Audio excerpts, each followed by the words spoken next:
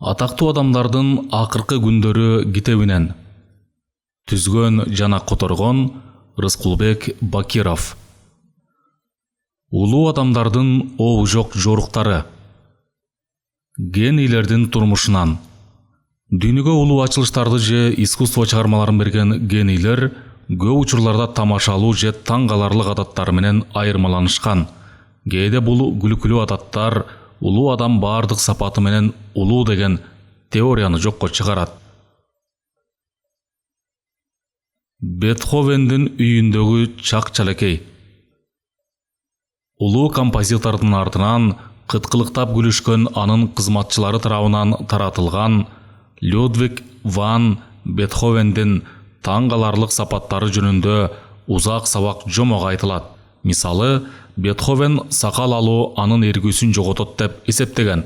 Жана ошон үчүн ал ишке киришерде эч качан сакалын алган эмес.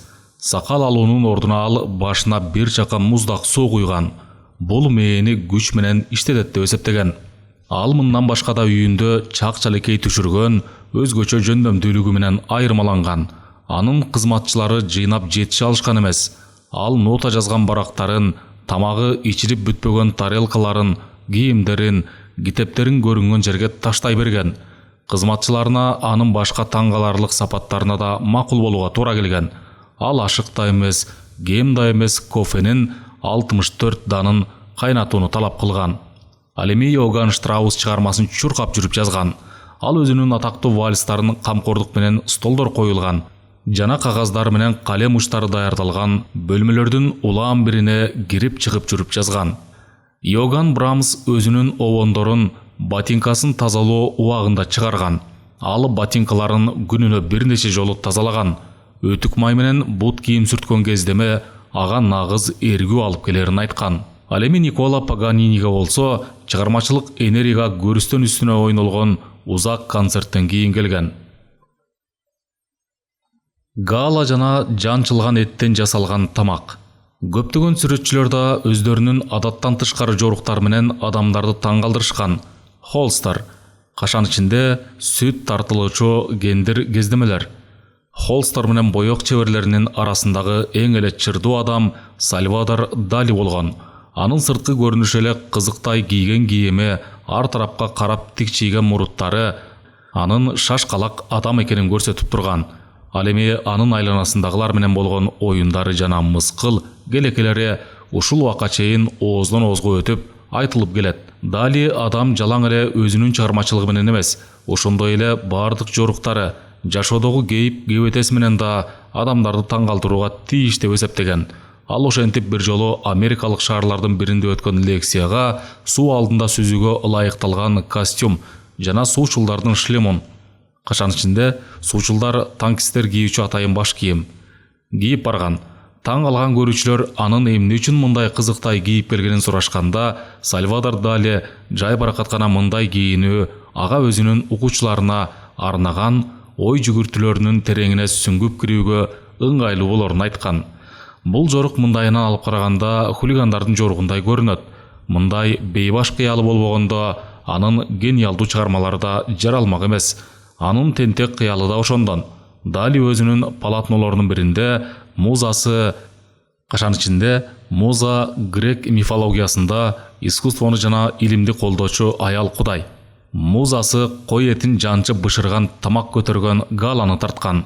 Искусствонун шашма баалоочулары бул эмнени түшүндүрөрүн сурашканда, Дали кытмыр күлүп мындай деген: "Мен Галаны да, кой этинен жанчып бышырылган тамакты да абдан сүйөмүн. Бул жерде экөө тең тартылган, бири-бирине төп келип турат."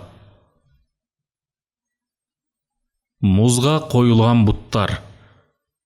Байыртадан эле жазуучулар менен акындар өздөрүнүн обу жок кыял жоруктары менен анекдоттордун объектилери болуп келишкен. Мисалы, тамсилчи Ла Фонтен жаңы эле башына келген ырларын көчөдө кыйкырып декламация кылганды, кашан ичинде көркөм окуганды жактырган. Ал эми Иоганн Гете болсо терезеси менен пардалары жабык бөлмөдө мемириген тынчтыкта отуруп жазууну сүйгөн. Анатоль Франц болсо колуна эмне тийсе, ошонун баарына жаза берген кызык адаты болгон. Ал өзүнүн чыгармаларын ресторандарда колдонулуучу салфеткаларга, конверттерге, Ал эми кээде ал турмак маанилүү документтерге да жазган. Оноро де Бальзак өзүнүн көп сандаган чыгармаларын жазуу столунда отуруп, жыңайлак абалында жазууну жактырган. Анын үйү абдан муздак болгондуктан жазуучунун буттары дайыма үшүп турган. Бирок ал мындай абал ага ойлорун жакшы жыйынтыктоого жардам берерин айткан. Шиллер да так ушундай кылган. Ал буттарын муз салынган тепшиге коюп, андан кийин өзүнүн өлбөс чыгармаларын жазган. Суукту сүйгөндөн башка да Бальзак кофеге өзгөчө кумардангандыгы менен айырмаланган. Ал күнүнө 15 чөйчөк кофе ичкен. Бул ага эргүү берген. Ал эми Вольтер болсо Бальзактын кофеге болгон кумардануусун шылдыңдап, өзү күнүнө 50 чөйчөккө жакын кофе ичкен. Ал эми жазуучу Альберт Камю болсо кээ бир психикалык жактан соо эмес аялга үйлөнүүнү жактырган. Анын 2 аялы тең ошондой адамдардан болгон. Ал өзү дагы кандайдыр бир кызыктай адам болгон. Ал өзүнүн 2-чи аялын төрөт үйүнөн алып чыкканда туулган 8 балдарын унутуп калган. Байпак кийбеген Эйнштейн. Окумуштуу жана кызык киши деген сөздөр негизинен синонимдерден болуп калыптыр. Чынында эле олуттуу теорияларды түзүү менен дүйнөнү өзгөрткөн адамдар турмуш тиричиликте обу жок жоруктар менен айырмаланышат экен. Мисалы, математик Декарт өзүнүн теоремаларын жатып алып ойлоп тааптыр.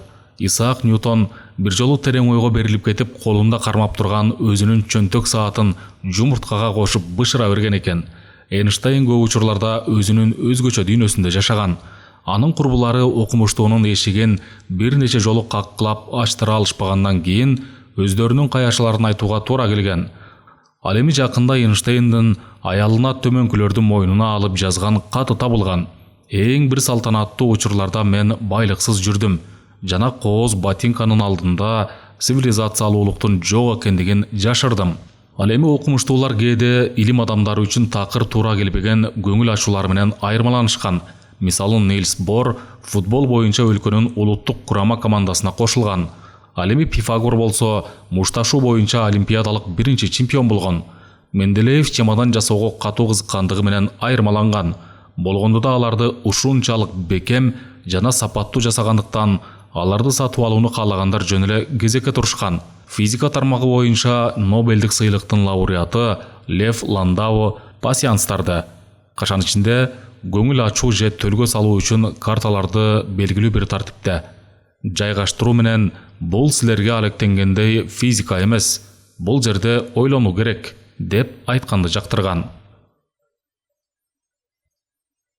Президенттин марихуанасы.